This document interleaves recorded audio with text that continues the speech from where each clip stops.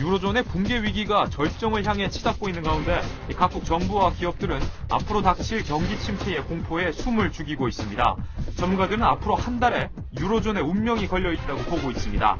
6일 ECB의 통화정책회의, 7일 스페인 국채발행, 17일 그리스 총선에 따른 경제정책 변화가 예정돼 있기 때문입니다. 유로존 위기로 코스피마저 흔들리고 있습니다. 올해 들어 한국의 외환 보유액이 처음으로 감소했고 국내 은행들은 외화 차입처를 아시아 등 비유럽권으로 돌리고 있습니다. 자, 전 사장, 지금 우리가 지금 이런 경제 쇼크가 온 게 이제 유럽발 재정이기 때문에 그렇다라고 하는데, 그 얘기를 한번 좀 풀어서 설명을 해주시고 시작을 할까요? 네, 그렇게 하겠습니다. 어제 오늘은 지금 주가가 지수가 1800선에서 이제 오르락 내리락 거듭하고 있는데, 어제 심리적 저항선으로 여겨졌던 1800선이 무너졌고요. 낙폭으로 보면 올 들어 이제 세 번째로 큰 낙폭이었는데요. 이게 원인은 어저께도 간단히 말씀드렸습니다만은, 미국 경제의 고용 지표 같은 게 이제 나빠지는 게 이제 단기적인 원인은 됐지만, 기저에는 유럽 경제가 이제 계속 불안한 게 지금 깔려 있습니다. 근데 사실 이게 어제 오늘 얘기는 아니잖아요. 유럽이나 그리스 문제 이런 게. 근데 어저께 51포인트나 떨어졌으면 굉장히 많이 떨어졌는데 그 단기는 역시 아까 말씀하신 그 요인인가요? 그렇습니다. 이제 뉴욕 증시가 지난 주말에 많이 떨어졌기 때문에 이제 단기적으로는 그랬는데요. 지금 유럽 재정위기 관련해서 이제 주요한 일정들이 지금 잇따라서 이제 기다리고 있는데요. 7일 같은 경우에 스페인이 이제 국채 발행을 할 예정입니다. 7일 국채 발행을 하게 되는데, 스페인 같은 경우에 이제 국채 발행에 실패한다든지 또는 금리가 7%를 넘을 경우, 금리 7%가 왜 의미가 있냐면 아일랜드라든지 포르투갈, 그리스가 국채 금리가 7%를 넘으면서 디폴트 선언을 하고 이제 구제금융을 신청을 했기 때문에 스페인마저 그렇게 될 경우에는 이제 유럽 발 경제위기가 규모가 훨씬 커질 수밖에 없는데요. 일단 그리스 같은 경우에는 현재 EU에서 GDP 비중이 한 2% 정도로 미미한 정도입니다. 그래서 이제 주변 국가라고 할 수 있는데, 스페인 같은 경우에는 EU에서 5번째 경제권이고 EU GDP에서 차지하는 비중이 8.9%, 그러니까 그리스의 한 5배 정도 되기 때문에 스페인마저 구제금융에 들어가게 될 경우에는 이게 굉장히 큰 불안 요인이 될 수 있다고 할 수 있습니다. 근데 사실 경제를 잘 모르는 사람 입장에서는요, 지금 쭉 이제 일정을 이제 앞으로 요인들도 설명을 해주셨는데, 그거는 이제 좀 어렵고 해서 잘 모르겠지만, 오늘 아침 신문에 보면은 이제 국내에서 고위공직자죠. 김석동 위원장이 말씀하셨단 말이에요. 이거는 대공황 상태 빗대서 말씀하신 걸 보고, 이런 보도가 나오면 사실은 국제뉴스는 잘 모르더라도 이게 진짜 뭐가 문제가 있나 보다, 위험한가 보다, 이런 불안감이 생길 것 같거든요. 그렇죠. 사실은 왜 더 불안감을 부추길 수 있는 이런 발언을 했을까?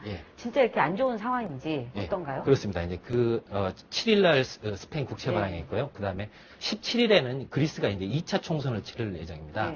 1차 총선 5월 6일날 치러진 총선에서는 지금 연정을 구성에 실패해서 이제 다시 총선을 치르는데요.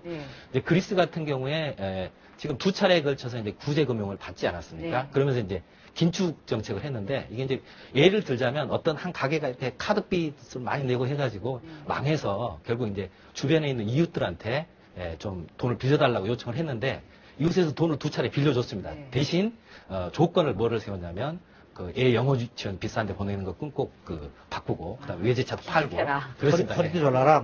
근데 이제 지금 현재 그리스에서 2차 총선에서 일당으로 유력 시대는 급진 좌파 연합이 긴축 정책을 받아들일 수 없다는 그런 입장입니다. 그래서 재협상을 해야 된다라고 나서고 있어서 유로존 전체가 붕괴되는 거 아니냐라는 그런 전망이 나오고 있습니다. 그런데 이제 유로존 붕괴라는 게 좀 상당히 심각한 얘기인데요. 그러니까 지금 다른 EU국들, 그리스의 돈을 빌려준 다른 EU국들은 그리스가 긴축을 받아들이지 않으면 추가적인 구제금융을 해줄 수 없다는 입장인데요. 그렇게 되면 이제 그리스는 자동적으로 이제 EU 유로화가 바닥이 나겠죠. 그럼 돈이 없다 보니까 이제 기존의 화폐로 돌아갈 수밖에 없는데요. 그렇게 되면 EU에서 탈퇴를 하고 그 여파가 이제 주변국에도 유로존에서 탈퇴를 하고 그 여파가 주변국에도 미칠 수 있다는 그런 전망입니다. 여하튼 외국도 외국이지만 이제 우리 입장에서는 우리나라가 과연 이제 튼튼한 거냐, 외화 건전성 문제는 괜찮냐 이런 부분인데, 우리나라는 아무 문제 없는 겁니까? 김덕동 위원장 말로 보면 좀 겁을 주는 것 같은데. 실제로 여파가 없을 수 없죠. 여파가 없을 수 없는데, 일단 금융적인 차원에서는 저희가 이제 시주은행들이 유럽계 갖고 있는 차입금이 한 549억 달러 정도 되는데요. 이 전체의 한 27%인데 작년에 한 33% 수준에서 점점 줄여왔고 그 다음에 외환 보유고도 지금 3천억 달러가 넘기 때문에 금융면에서는 어느 정도 대비는 되어 있다라고 얘기를 하고 있지만 또 이제 그 주식 시장이 폭락을 하고 그 외국인 주식 자금이 빠져나가면서 외화 수요가 늘어날 경우에는 뭐 안심할 수 없는 입장이기 때문에 김석동 위원장도 그 경각심을 불러일으키기 위해 어제 같은 발언을 한 거 아닌가 싶습니다. 그리고 이게 개인 차원에서 뭐 어떻게 하고 이럴 거는 없는 거죠. 그렇습니다. 뭐 지금 뭐 이런 불안한 발언을 보면 이거는 어떻게 해야 되나 뭐 이러는데 사실은 이런 상황이다라는 거를 현실을 이제 말씀을 해주셨다. 이 정도로만 받아들이면 되겠네요. 그렇습니다. 예. 예. 아무튼 뭐 이게 세계 경제가 안 좋다 그러니까 저희 입장에서도 뭐 이렇게 긴축하고 야, 살림살이 어떻게 되는 걱정이 되는데 우선 뭐 개인은 물론이고 국가도 이런 위기에 어떻게 또 돌파하지 정부가 좀 철저한 대책을 내놨으면 좋겠습니다.